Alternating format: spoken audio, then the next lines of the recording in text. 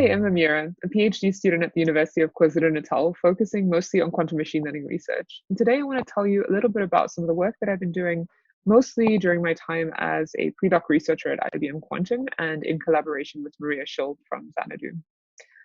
So we started off with this very broad research question that we wanted to investigate and think about. And really that was trying to understand what quantum resource is actually useful for machine learning. And if we think a little bit broader than machine learning and just go to quantum computing in general, and when people propose quantum computing algorithms that offer some advantage, it's really difficult usually to pinpoint exactly what quantum phenomena contributed to that advantage. And I put some screenshots here of papers highlighting exactly this point, where the first one, for example, says quantum computers promise dramatic advantages over their classical counterparts, but the source of the power in quantum computing has remained elusive. And this is exactly the point, really trying to understand and to narrow down where is it in a quantum algorithm or a quantum protocol that quantum phenomena is being used for a beneficial reason is not a straightforward task. But we may naively just ask ourselves, well, do we even need to care about this, right? Does it even matter if I know exactly where entanglement in my circuit or my model is enhancing my algorithm, or interference was the reason my algorithm was successful, and so on? And especially if our quantum proposal is giving us things like exponential advantage or exponential speed up over the best known classical computation or algorithm for a specific task, or if we're computing things now on a quantum computer that we believe to be intractable classically, then does it really matter for me to understand on a more fundamental level exactly what is going on, where, and why? And this is not such a naive question, actually, to think about, especially in the field of machine learning, because this is kind of how things unfolded and started there, where the perceptron model came about a couple of decades ago. And we were able to probe this and study this very simple idea theoretically quite well. And then when more sophisticated classical computers came around and better hardware came around, we were able to make this perceptron model deeper and deeper. So this introduced deep neural networks. And these deep neural networks are just extremely successful, right? They work and they perform very, very well. And there's still a lot of theoretical motivation, reasoning, understanding, and justification as to why these deep networks work so well. This is still an ongoing area of research. We don't really fully understand where in this deep neural network what exactly in this deep neural network is the thing that is giving it its power. So there's lots of ideas and a lot of work being done there, but arguably this is still an open problem, an open question. So extending this idea or this thought process to quantum machine learning, then we could perhaps make a case for, let's say, finding a model that could serve as our quantum perceptron model. So I put here an example of a parameterized quantum circuit or a variational model, which is very popular these days in quantum machine learning. And it's basically just taking a quantum circuit, parameterizing some operations in that circuit, and then training, tuning, tweaking those parameterized operations to fit some sort of data for a machine learning task.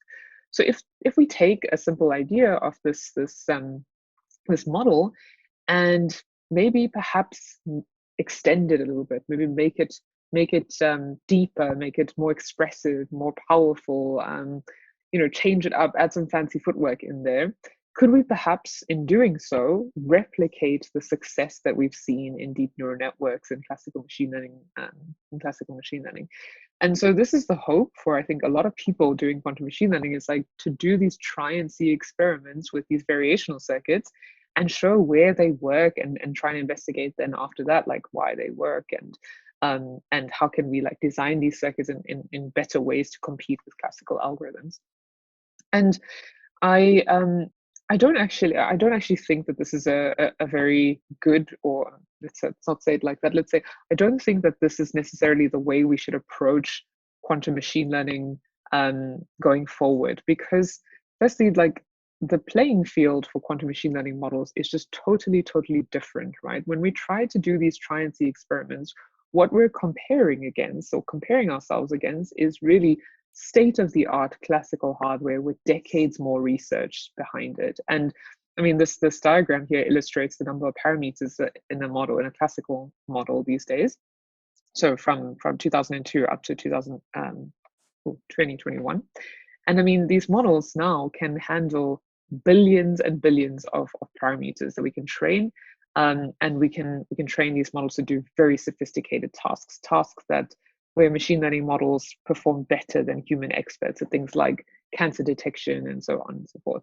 So trying to compare quantum machine learning methods empirically on devices that exist today, where our quantum hardware and our quantum computers are still in very much their early days, I don't think that this is a fair way or an appropriate way to do machine learning or to do quantum machine learning. And so what I'm trying to get to is that we need a lot more justification for taking things quantum over and above things like empirical suggestions for success of a quantum model.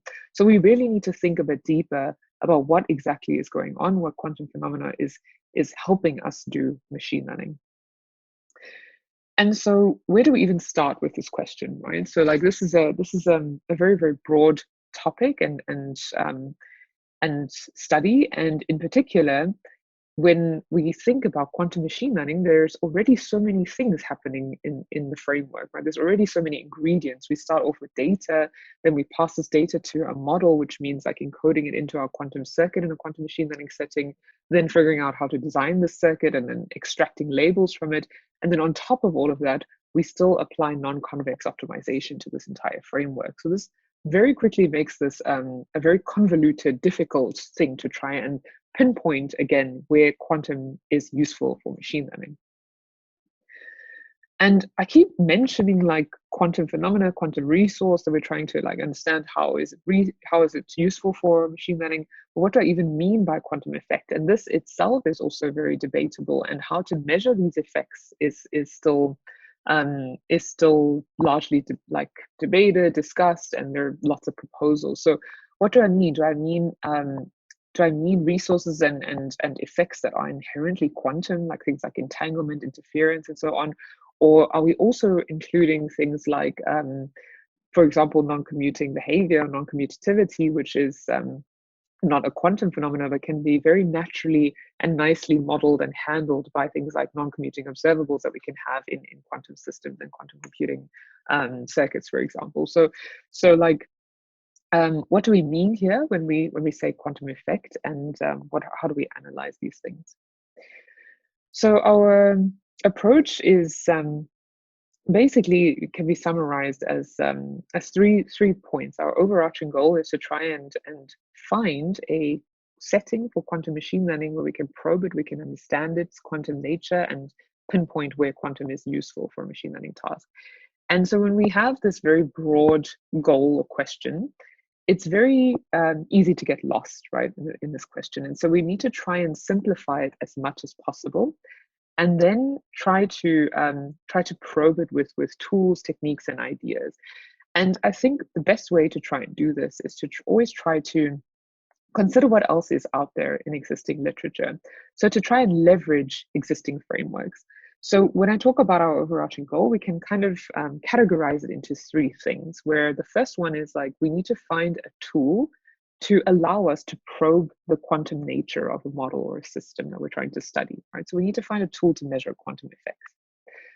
Then we need a model simple enough, a quantum machine learning model simple enough that it allows us to actually to study it, right? To really probe it and understand like what's going on in there. And then lastly, ideally, we should be able to develop some intuition about the model such that if it does exhibit, if it does require quantum phenomena to learn or to perform some sort of task, we should hopefully be able to understand why or when this happens. And that would be the icing on top of the cake. So leveraging from existing frameworks doesn't necessarily mean that we should try and leverage only from classical machine learning or quantum machine learning. But really, Maria and I try to think a little bit broader and look a little bit further than just what we know from quantum machine learning. And this opened the door to many other ideas and techniques and hints at stuff that came from other fields of quantum theory, right? So we, in particular, looked at two other fields, quantum foundations and quantum cognition, to try and answer this very broad goal in question. So the first one, quantum foundations, just very quickly, I'm sure this will already be very familiar to you about what quantum foundations is, but if you just do a Wikipedia search and you see like quantum foundations is a discipline of science that seeks to understand the most counterintuitive aspects of quantum theory. So in other words, quantum foundations is the way to, or trying to understand quantum theory, right? Trying to understand quantum phenomena. And this is exactly what we want from our first point, our first part of our goal, right? To develop a tool that measures a quantum effect. And so if we look at the simplest ideas or the simplest experiments from quantum foundations that tries to understand quantum phenomena, we come up with Bell experiments. And for anyone who has taken a crash course in quantum mechanics, this will be very familiar to you. And Bell experiments are experiments basically designed to test quantum mechanics, the theory of quantum mechanics, with respect to Einstein's theory of local realism. And now, ignoring the profound implications for these experiments and the whole, the beauty of quantum foundations is really try to explain a lot more about nature. But for our purposes, what we want, or what we get from these Bell tests or experiments, is really finally a concrete way or quantifiable way to tell whether a quantum system is exhibiting behavior that is non-classical, right? So we were able to actually constrain results. We can calculate these Bell tests and these experiments, and if they violate a certain inequality or a certain relationship, then we know that we are in a paradigm, or we're in a regime where we don't have classical behavior in our system anymore. So this allows us, quantum foundations allows us to draw from a particular type of experiment technique, a Bell technique, a Bell experiment, and we have a criterion that we can use to measure like quantumness or non-classical behavior. Then, and one more thing I wanted to say is that this is not the first time that people have tried to do this or have done this, right? So one of the authors of this paper, Umesh Vazirani, actually speaks at the symposium soon. So that's quite cool. And I wanted to mention that they also take this idea of extending this Bell type of experiment to test whether a quantum computer is really exhibiting quantum behavior or not. Okay, so then before we get to like the quantum machine learning side, quantum cognition now. Perhaps we can use something from here to gain some intuition about our quantum machine learning model. And again, just a Wikipedia search of what quantum cognition is it's basically a way to apply the mathematics from quantum mechanics, from quantum theory, to try and model quantum cognitive behavior. And cognitive behavior, you can think of it as just like human information processing. So this is a lot closer to quantum machine learning, right? So quantum cognition is a way to try and take quantum theory and model behavior. So now, can we take from quantum cognition some interpretation applied to their models and use it to understand in quantum machine learning when models, assuming they learn some sort of quantum behavior when they do this, why did they do it? So these quantum cognitive models try to formalize things using quantum theory, but they also apply beautiful interpretations from psychology and so on to try and understand human reasoning and behavior. Okay, so ultimately what we're trying to do is we're trying to take from quantum foundations this Bell criterion, from quantum cognition, some intuition to explain quantum machine learning and a very simple quantum machine learning model in particular. Okay, so very quickly, I just want to explain like an example of what we do in considering these frameworks, right? So we consider and develop a very simple Bell criterion from a Bell setting, a certain Bell experiment, and then we kind of tie it together with a simple quantum machine learning model that can have some interpretation through quantum cognition. So the temporal CH-SH inequality is an example of a Bell inequality. So there are many Bell experiments, many different Bell inequalities, and CH-SH inequality, the spatial one, is probably very familiar to everybody. The temporal one is even simpler, arguably, because it's just done on one qubit. So we can consider some arbitrary qubit, some arbitrary input state, and to develop this inequality, we can say that at time t1, we can have two observables, either one of two observables measured. So at time t1, then either A1 is measured or A2 is measured. So only one of these observables are measured, and their outcomes, their measurement outcomes, I just denote them by lowercase a1 for the outcome of observable A1, and lowercase a2 for the outcome of observable A2. And of course, these can take on different values as well. So these are the measurement outcomes associated with each respective observable. And then similarly at time t2, so after we do this first measurement of an observable, at time t2, we can measure one of two observables again, b1 or b2, and their respective measurement outcomes are denoted by these quantities here. So now we can formulate this inequality. First, we have to define something called a temporal correlation function, which takes of two observables. You can basically think about it as the average of the product of measurement outcomes of these observables over repeated experiments. And using these temporal correlation functions for every possible pair of measurements we can obtain in this experiment, we can derive something called a Bell expression, which basically is a relationship of these correlations between observables. And then if we make one further assumption that the measurement outcomes of the observables can only take on values -1 and +1, so the measurement outcomes can only be these things, then we know that we can bound this expression by 2. So this is like a classical bound that we achieve. And another thing that we know from repeated experiments and lots of research and theory is that quantum mechanics can in fact violate this bound if we choose observables in a certain way. So observables in this setting can actually violate this expression, meaning we can get a value larger than 2 in this formula. So this serves as a quantity or a criterion that we can use to calculate from a model and try and understand when is it exhibiting quantum behavior. Okay, so next we have to discuss now like this idea of a quantum machine learning framework inspired by cognition and how we use it to develop intuition. So an example is very nicely discussed in this paper, in this tutorial here. So if you're interested in this stuff, I highly recommend reading it. They talk about how to develop cognitive models and from a psychological point of view and use quantum theory to explain these things. But very, very simply and very briefly, it all starts with the idea of having an initial belief state of an individual or that you're trying to understand the behavior, let's say like an individual or a group. An initial belief state, you can think about it as like a distribution over in your initial beliefs or opinions of a specific idea or topic or subject. And this is represented by a quantum state. So a quantum state represents a distribution over someone's initial beliefs given a particular subject. And then as an individual goes through time or through a certain sequence of events, then they are presented with let's say pieces of information which they process, and these are captured or associated or modeled with observables. Right? So let's say this is like the first event, and then of course there can be multiple events or pieces of information that someone sees and processes, and then ultimately this will influence their final belief states. So in other words, their initial distribution over their beliefs is then updated after seeing certain events or certain pieces of information. So a particular example is, let's say, a doctor that's trying to assess a patient and diagnose them with a bladder infection.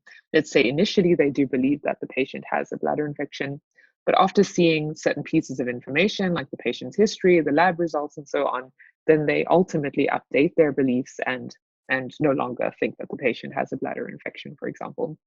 And this paper here really nicely explains this in detail and actually talks about how order of information affects the way people make decisions.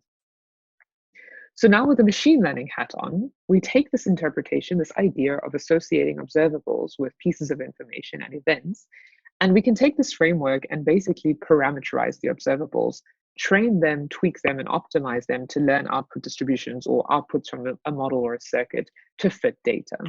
So this is the idea that we try to borrow and extend from quantum cognition. So merging these two ideas together, and let's say now we want to try and impose this interpretation that we have from cognition to understanding a framework or a model that we can calculate a Bell criterion from, is rather simple, right? Because we can start with a 1-qubit model and view this input state as a prior distribution. And then we can design the framework such that it's exactly congruent with the Bell setting. But this time we can parameterize these observables. So we can learn them and train them and optimize them relative to some data that we would have. And let's say for simplicity that the output of our model, our labels, can just be extracted as the product of these measurement outcomes that we would get. So we can actually create synthetic data by fixing the observables in these models to quantities that we know would violate Bell's inequality and would not violate Bell's inequality. So in other words, we can create two different data sets using observables that we know should definitely violate Bell's inequality and get lots of data out of that. And then we can use like observables that we know should not violate Bell's inequality, plug it into this model and get data out of that. And then using these two different training data sets. Now, a data set that we would expect a quantum model to exhibit quantum behavior to learn it because it was generated with observables that violate Bell's inequality. We have this data set and we have another data set that we would expect a model doesn't necessarily need to leverage anything quantum to learn it because it was generated with observables that do not violate Bell's inequality. So we can actually go and train now on a quantum model on these two different data sets and see does it need anything quantum to learn. And interestingly, we do this. In this picture, you're looking at the temporal Bell CHSH inequality value, right? And at 2 is the classical threshold, the classical non-classical threshold, I should say. And we train over a certain number of training iterations until the loss for the machine learning algorithm converges. And we can see now with the blue line, and the blue line is where the model is trained on data that's generated from observables that do violate Bell's inequality, meaning that it's generated the data like we would expect it to learn quantum phenomena, or to harness or leverage a quantum phenomena to learn the data. And indeed it does, right? So if we look at the value of the Bell inequality after learning, after training, it does violate, or it does learn observables that violate Bell's inequality. And similarly, if we look at the model that was trained on data that doesn't violate Bell's inequality, so we wouldn't expect it to learn or leverage anything quantum because it doesn't necessarily need that to learn that data. This doesn't breach the threshold of the classical bound.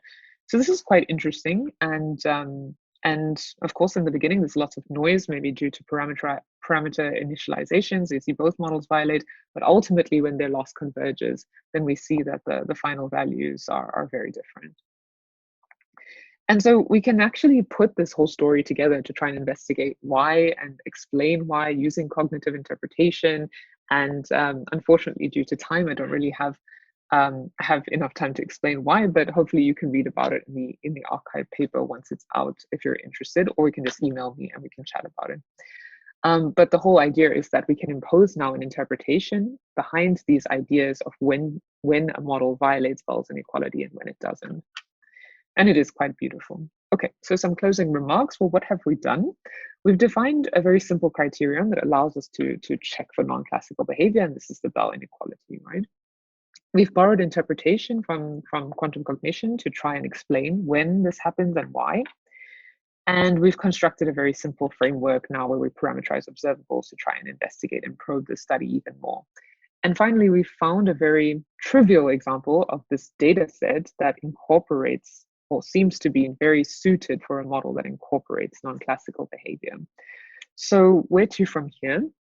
Well, this is a very, very small scale study and hopefully a step in the right direction, because what we're trying to advocate for is the use of models where we can kind of directly study the contribution of quantum effects for machine learning. We can try to understand when is this quantum phenomena being used, being leveraged, such that we can do more interesting machine learning tasks. Perhaps we can develop a whole new paradigm for machine learning using this understanding, or trying to develop an intuition for where data seems more suited. There seems to be a natural inductive bias for data and certain quantum models. And so, yeah, I hope that you found this interesting. And if you are keen to chat about this work or these ideas, please do feel free to reach out to me. And thank you so much for listening. And yeah, I hope you read our paper when it's on archive soon. So thanks a lot.